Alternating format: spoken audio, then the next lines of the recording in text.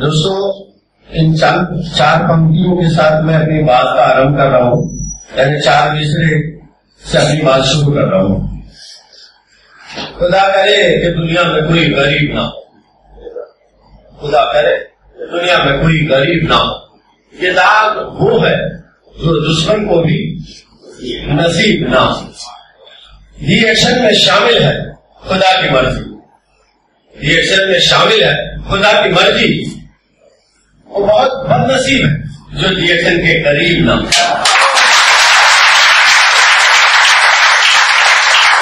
दोस्तों, मेरी पूरी जिंदगी दुकान पे बैठकर क्या चाहिए करके निकल गई। बैठने का काम था, व्यापार था, और सीजन में मेरे यहाँ 20 से 25 आदमी काम करते थे। मैं सोचता था कि ये जीना क्या जीना है, सुबह से शाम तक बैठो, घर पे आके सो जाओ। सोशल लाइफ कोई नहीं थी। फ्रीडम के नाम पे मेरी जिंदगी में कभी इतवार नहीं आया। रिएक्शन जब से मेरे जीवन में आया, एकदम अनजान लोग से मुझे भाषा पड़ा, दोस्ती हुई। जो लोग अनजान लोग मेरी जिंदगी में आए, जिनको मैंने ज्ञानामा के बारे में बताया, पहले मैं उनको जानता भी नहीं था। रिएक्शन के माध्यम से उनको मिला, इनको मैसेज पहुंचाने लगा, कुछ चमत्कार मैंने देखे, नमस्कार करने लगा। चमत्कार के बगैर नमस्कार नहीं होता। पहले मैंने भी अविश्वास किया था कि इतनी बड़ी बड़ी बात करते हैं, ऐसा थोड़ी होता है। लेकिन जैसे जैसे चमत्कार देखते गया, इसको दंडवत प्रणाम या नमस्कार करते गया, और लोगों को जब बताने लगा तो ऐसे ऐसे मौजूदे मिरेकल्स, ऐसे ऐसे अजाइब मिले तो मैं आपको क्या बताऊं। कुछ एक का जिक्र मैं करूंगा। एक हमारे भाई थे जिनको एड्स हुआ था। एड्स आप जानते हैं, उसकी कोई दवा नहीं है, और वो अपनी चरम सीमा पे पहुंच गए। और ये था कि बस अभी गए, कभी भी जाने वाले नहीं। मैं उनको मिला, मैंने कहा कि भैया ये आर्टिफिशियल ये आपको लेना पड़ेगा। अरे ये तो मुझे डॉक्टर आरिफ देते थे। मैं कहा भैया फिर मन चुप कर दिए, पैसे नहीं। मैंने कहा अभी तो एकदम शिद्दत बढ़ गई है, अभी ज्यादा लेना पड़ेगा, अब आपको और हैवी डोज लेना पड़ेगा। पैसे कहाँ से लाओगे?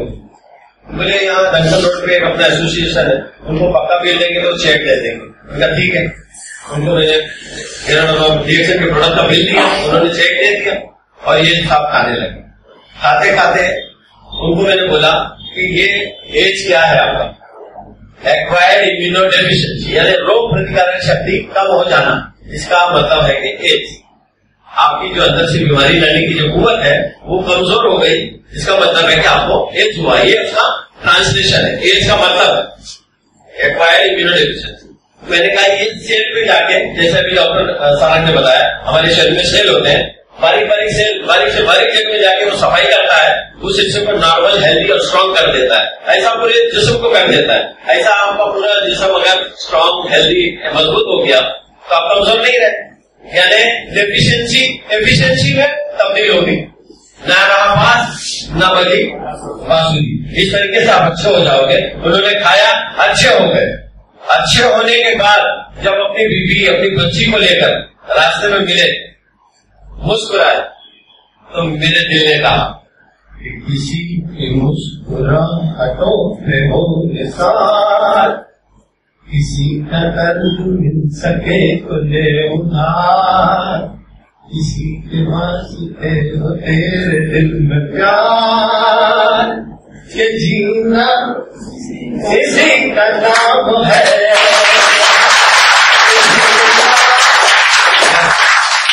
दोस्तों, ये है सामाजिक सेवा, सोशल सर्विस, जो अभी सिद्दीकी साहब बता रहे थे, जो विषय मुझे मिला है। मेरे रिएक्शन के करियर में इतनी सामाजिक सेवा मैं कर चुका हूँ, क्योंकि ज्ञानामा का चमत्कार देखने के बाद मैं लोगों का दुख दर्द कम करने लगा। न वैद्य हूँ, न हकीम हूँ, न डॉक्टर। जहाँ वैद्य, हकीम, डॉक्टर मना कर देते वहां पहले मैं पहुंचता हूँ। भैया उम्मीद नहीं छोड़ना, उम्मीद की किरण लाया, उम्मीद देता हूँ। और ये उम्मीद केवल स्वास्थ्य की नहीं है, हेल्थ की नहीं है।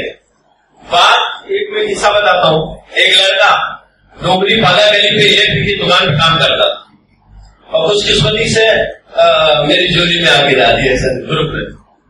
और वो रात के 9 बजे, 8:30 बजे उसकी दुकान बंद हो जाती थी। खाना पीना खा के 9 बजे फ्री हो जावे तो लगभग 11-12 बजे तक इनसे मिलो उनसे मिलो करता था, एक संग का काम करता था। उसका ये हुआ कि एक बार 4,500 का चेक आया, उसकी पगार थी 3,500। उसे कहने का अभी मैं नौकरी छोड़ देता हूँ, क्या नहीं अभी मैं छोड़ 10-12 हजार तेरा चेक आने लगे फिर छोड़ देना, क्योंकि फिर कम भी हो गया तो 5-6 हजार होगा तो तेरे अभी से पगार से तो ज्यादा ही होगा, लेकिन वो जब होगा तभी छोड़ना, भी नहीं छोड़ना।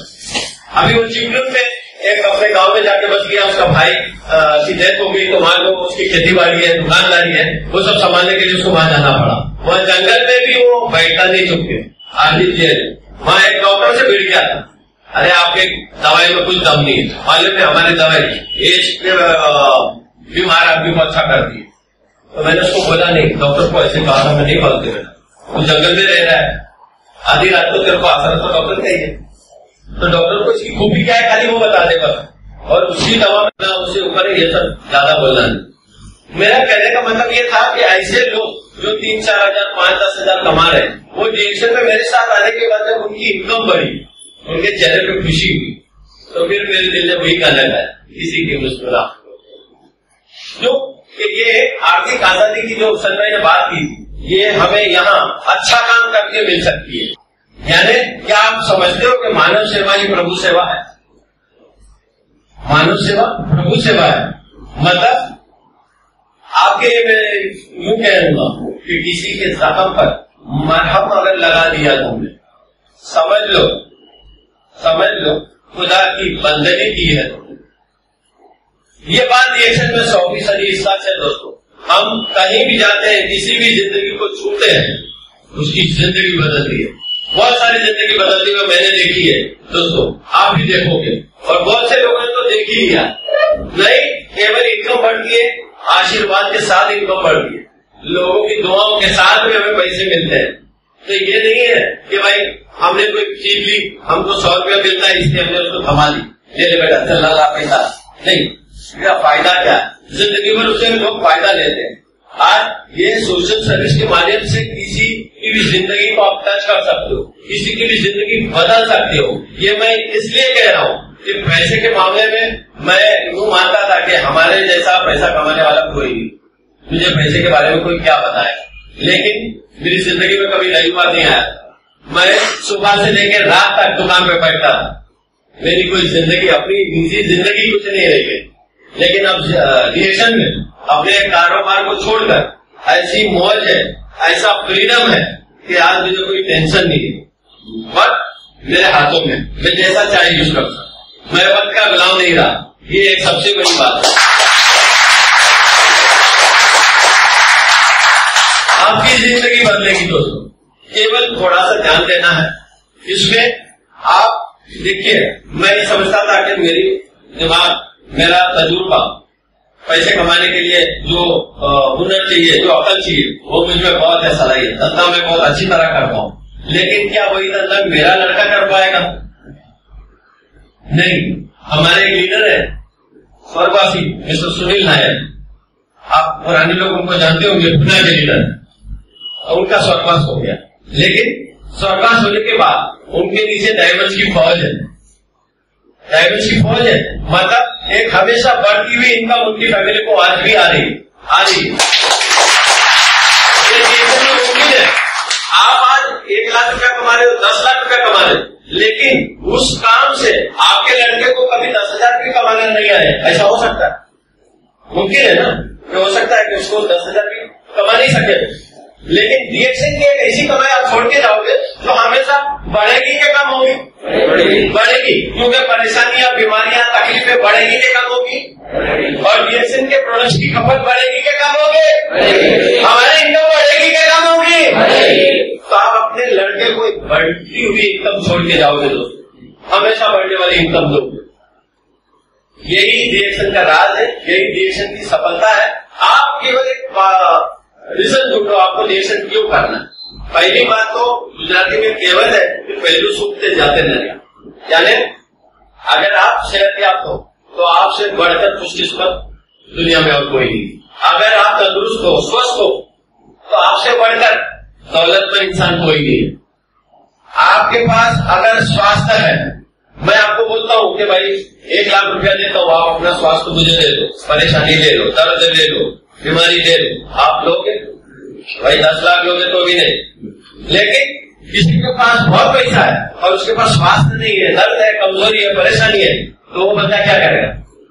भैया सारी दौलत ले ले लेकिन मुझे दर्द से मुक्ति दे, बीमारी से निजात दे, बोलेगा कि नहीं? तो सबसे बड़ी दौलत क्या है दोस्तों? सेहत। क्या है? सेहत, स्वास्थ्य, तंदुरुस्ती जो डीएक्शन में मिलती है। और यही आप अपने फैमिली के लिए नहीं छोड़ोगे, समाज में फैलाओगे तो आपको पैसा मिलेगा। यही काम करने का हमको जो चीज अच्छी लगती है हम बोलते हैं लोगों को, तो अगर ये बोलते बोलते अगर पैसा भी मिलता है, ये काम करते करते अगर पैसा मिलता है तो करना चाहिए नहीं करना चाहिए?